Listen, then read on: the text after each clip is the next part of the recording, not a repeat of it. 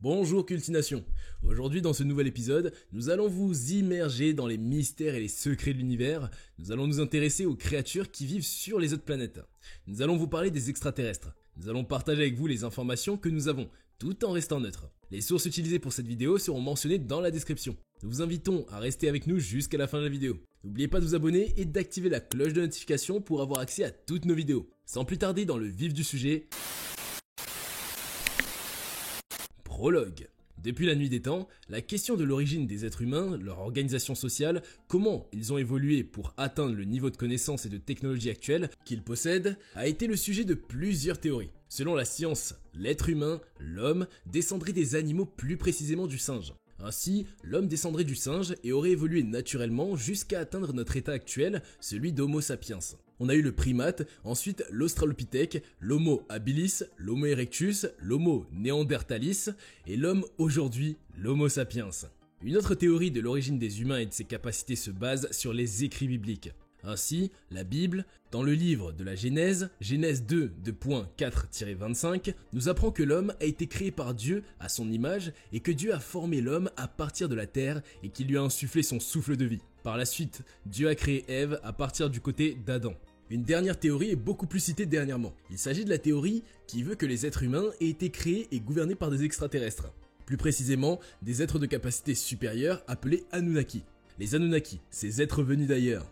La Mésopotamie d'antan, du grec Mésopotamia, dérive de Mésos, signifiant entre, au milieu de, et potamos, fleuve, donnant l'expression le pays, entre les fleuves, est une région historique du Moyen-Orient située entre le Tigre et l'Euphrate. C'est une région qui regroupe trois peuples, les Babyloniens, les Assyriens et la plus vieille civilisation connue à ce jour, les Sumériens. La civilisation sumérienne a existé de la fin du 4e millénaire avant Jésus-Christ et durant le 3e millénaire avant Jésus-Christ. Géographiquement, la région du Sumer se trouvait à l'extrême sud de la Mésopotamie antique, limitée par le golfe Persique et traversée par le fleuve Tigre et le fleuve Euphrate.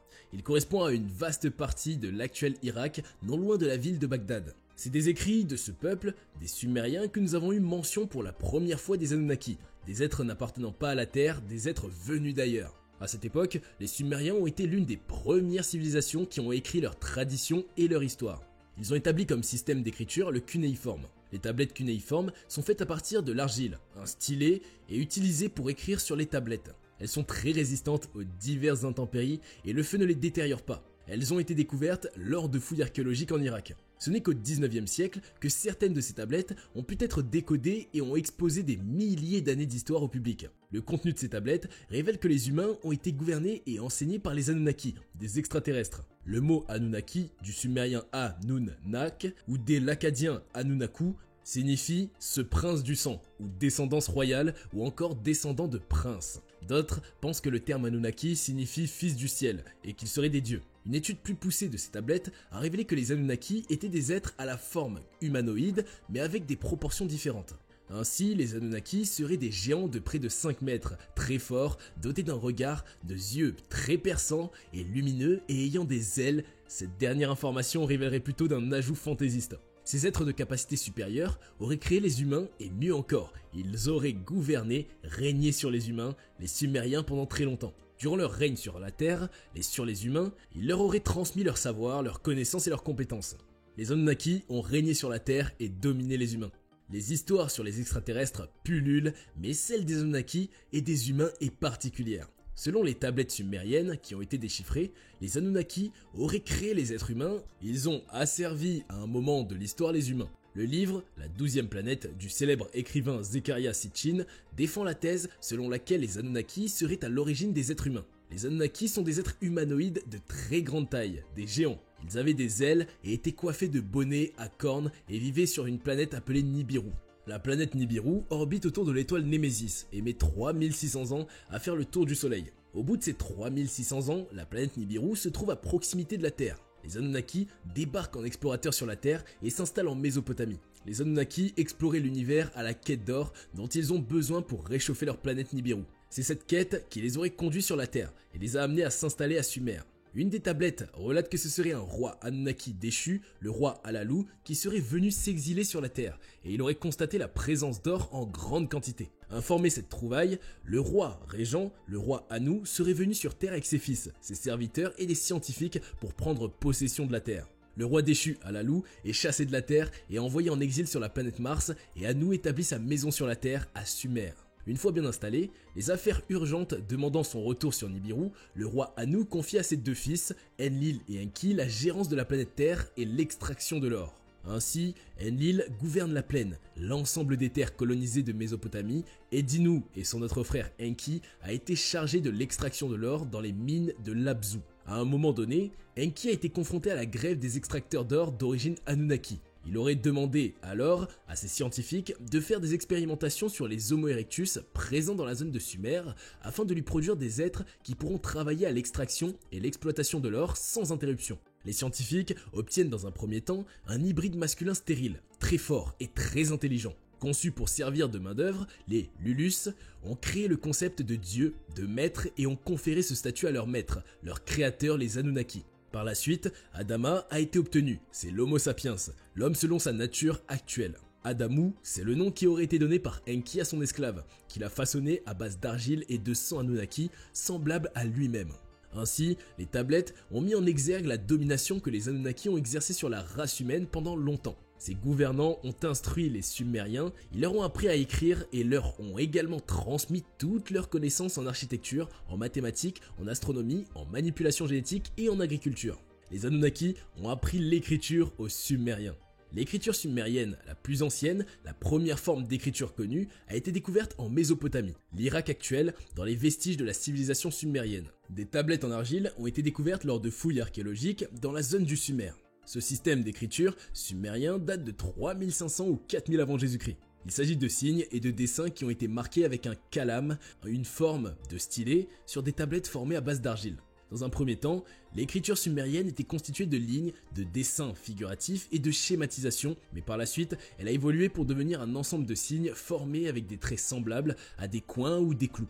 C'est à l'ensemble des inscriptions en forme de clous qu'elles portent que les tablettes sumériennes doivent leur nom de tablettes cunéiformes. Dérivé du latin cunus, coin, et forma, forme, le terme cunéiforme désigne littéralement en forme de coin. Il a été cité pour la première fois entre le XVIIIe et le XIXe siècle. Selon l'historien spécialiste d'onomastique, épigraphie et archéologie James Germain Février, l'aspect travaillé et régulier de l'écriture sumérienne est dû au calame, ce roseau taillé en forme de biseau que le scribe tenant à pleine main utilise pour inscrire à l'aide de petits coups rapides des signes cunéiformes sur la tablette d'argile fraîchement fabriquée. Le processus de conception des tablettes cunéiformes débute par une motte d'argile. La motte devait être sans saleté, malléable et de bonne qualité. Les Sumériens travaillent ce morceau d'argile pour obtenir des tablettes de forme rectangulaire pour la plupart et dont la taille varie de 10 cm de longueur à 40 cm de longueur.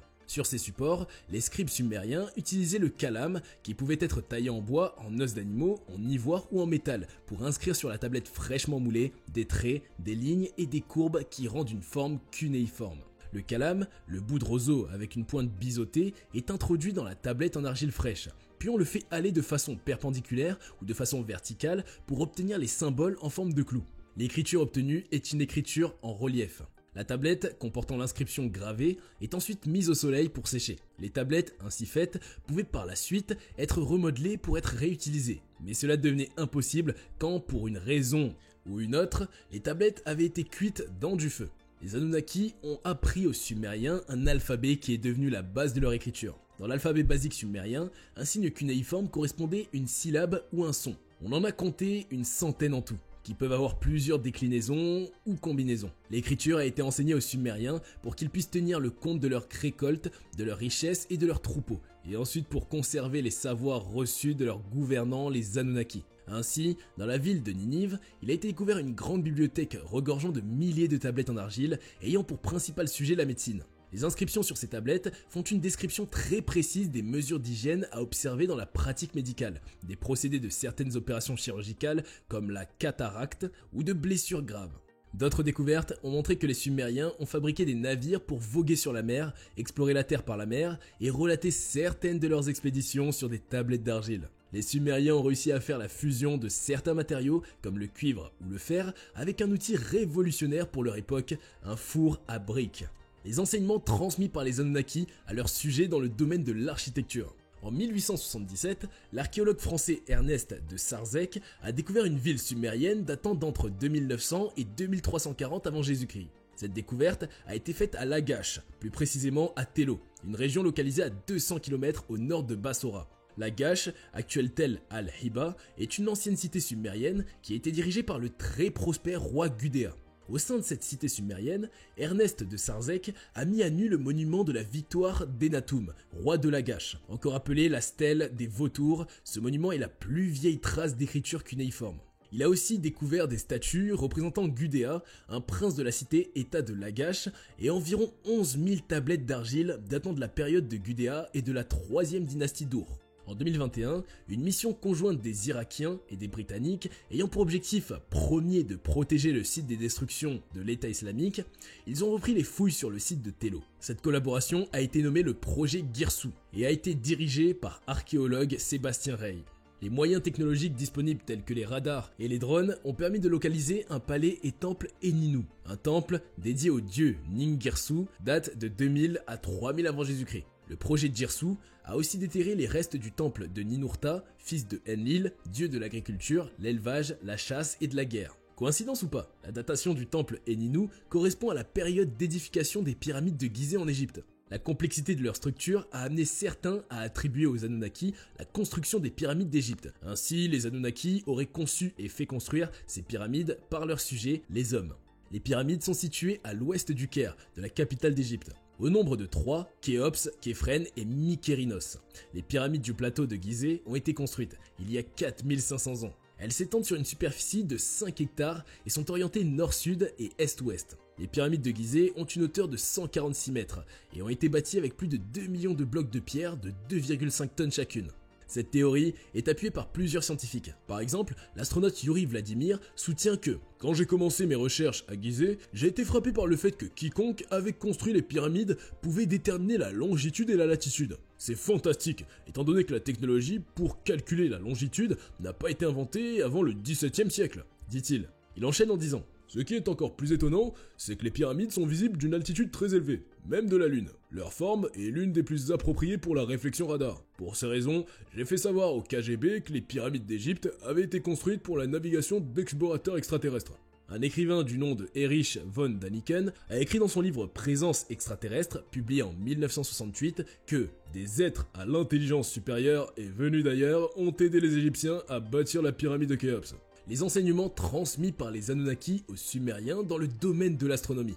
Le peuple de Sumer a laissé des écrits extraordinaires sur les étoiles et les constellations. Les Sumériens ont été la première civilisation à faire état des 9 planètes du système solaire, des astéroïdes, des comètes et des étoiles lointaines. Ils font aussi mention d'une 10e planète qui serait celle de leurs dirigeants, les Anunnaki. Ils ont appris aux Sumériens les mathématiques et l'observation du ciel. Combiner ces deux compétences ont amené les Sumériens à faire la division du cercle et du ciel en 360 degrés et la division des heures en 60 minutes puis en 60 secondes, mais aussi à ranger les étoiles en groupes. Ainsi, on a obtenu les constellations du Lion, du Taureau, du Scorpion et du Capricorne. Une démarche plus élaborée, méthodique, est rapportée par les tablettes sumériennes Moul Apin datant de 1000 avant Jésus-Christ. Les inscriptions sur ces tablettes classent des étoiles et constellations en 3 groupes bien délimités reliés à 3 dieux. On obtient alors Enlil, le dieu du vent, Anu, le dieu du ciel, et Ea, le dieu des eaux douces, respectivement liés au nord, au long de l'équateur et au sud. La division du zodiaque en 12 signes de 30 degrés nous vient des astronomes sumériens. Ils nous apprennent aussi que les éclipses se produisent chaque 18 ans. Les Anunnaki ont aidé les hommes qu'ils gouvernaient, en l'occurrence le peuple sumérien, à écrire des textes très explicites sur le mouvement de la lune, les éclipses, les conjonctions avec des étoiles brillantes, mais aussi sur les tremblements de terre, les épidémies et autres. Ainsi donc, les humains ont été dirigés pendant longtemps par des extraterrestres nommés les Anunnaki, et ces derniers ont beaucoup influé sur l'évolution de la civilisation sumérienne. Ce sera tout pour aujourd'hui. Cette vidéo vous a plu? Dites-nous ce que vous en pensez en commentaire. Voudriez-vous en savoir plus sur les Anunnaki et leurs relations avec les humains? Ou sur les autres formes de vie dans l'univers? Et quelles sont les prouesses dont ils sont capables? Quels autres sujets aimeriez-vous qu'on aborde? Faites un tour sur nos autres vidéos en attendant la prochaine, qui ne saurait tarder. N'oubliez pas de cliquer sur la petite cloche pour activer la notification pour être averti dès que nous allons poster la vidéo et ne pas manquer de vous informer sur des sujets intéressants et passionnants. Merci beaucoup et à bientôt sur Cultination.